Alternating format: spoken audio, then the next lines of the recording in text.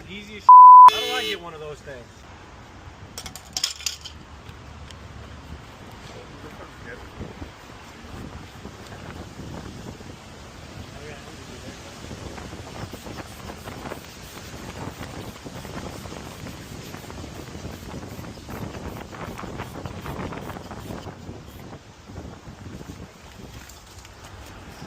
That's interesting.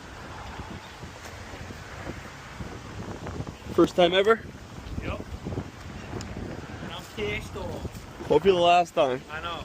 And I never put it in the bag. I took the keys out, put it right in there, got out, and locked. Really? I always put it in my pocket. Yeah, it's number one rule, you know? Yeah. All right. Come over this way. No, it's easy as How do I get one of those things? Home Depot.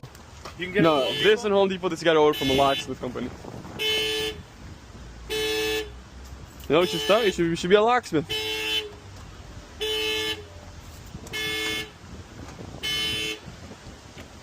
All right.